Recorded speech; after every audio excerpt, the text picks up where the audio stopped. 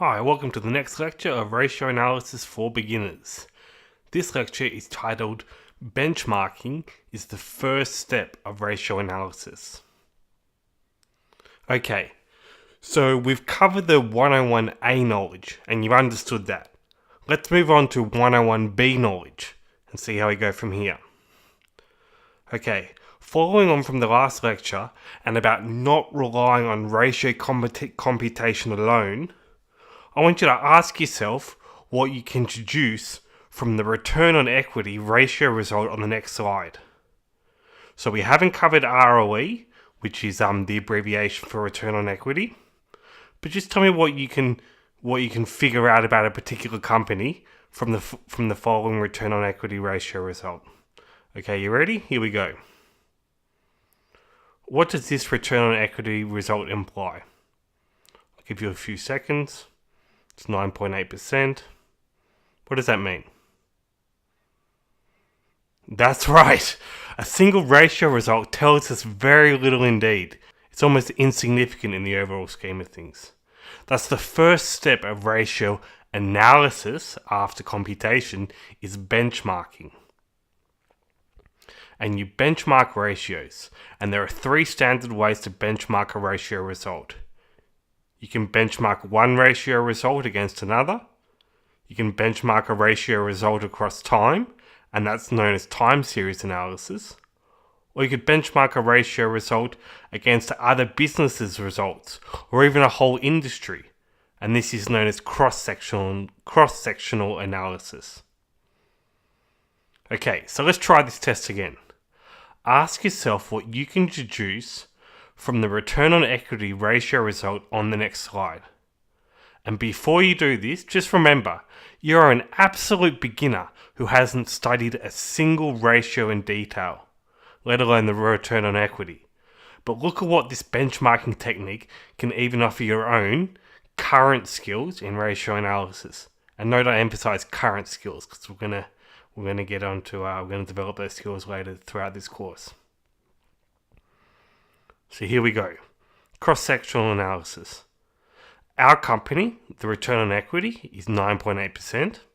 So the same result as last time as when I asked you. However, company B has a return on equity of 6.1%. And company C has a return on equity of 2.4%. And company D has a return on equity of 5.6%.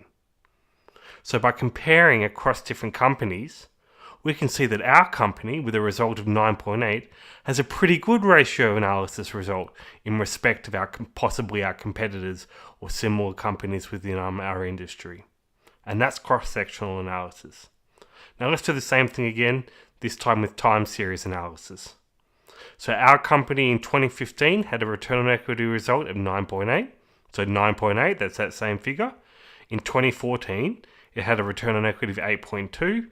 2013, a return on equity of 7.8%, and in 2012, it had a return on equity of 5.9.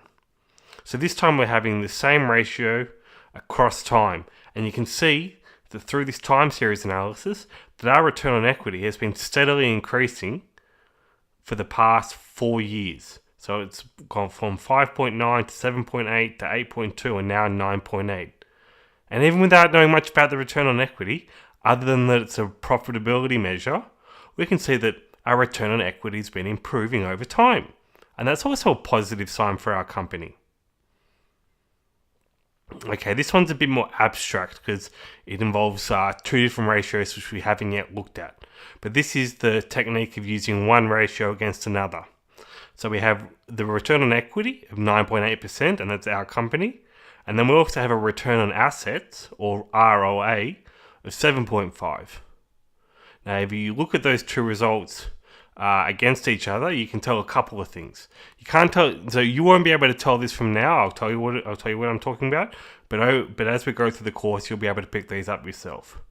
So the construction of these ratios is rather similar, except we have returns on equity and returns on assets. So we can see that from having different results, 9.8 versus 7.5, we can see that equity and assets are different figures as the denominator in these ratios. equity and assets are different, and this implies that there's leverage inside the business. And by leverage, that means there's debt that's levering the business's results, either positively or negatively. And further, by comparing these ratios, we can see that the return on equity is higher than the return on assets, so 9.8 to 7.5. And this implies that we are successfully levering the result, successfully levering leverage. So in other words, we're making a higher return from our borrowed funds than it's costing us in interest to pay for those borrowed funds. And so the idea that we can spot leverage within a business, and the idea that we can spot that we're successfully leveraging borrowed funds are two implications we can take away from comparing one ratio against another. And that's just one example. A whole variety of ratios can be compared against each other, not just the ROE and ROA. So always remember, the first step of ratio analysis is the benchmarking. You benchmark one ratio against another. You benchmark a ratio across time, which is time series analysis, or you benchmark a ratio to another business or a whole industry, and that's cross-sectional analysis. Okay, that's the 101B knowledge. Well done.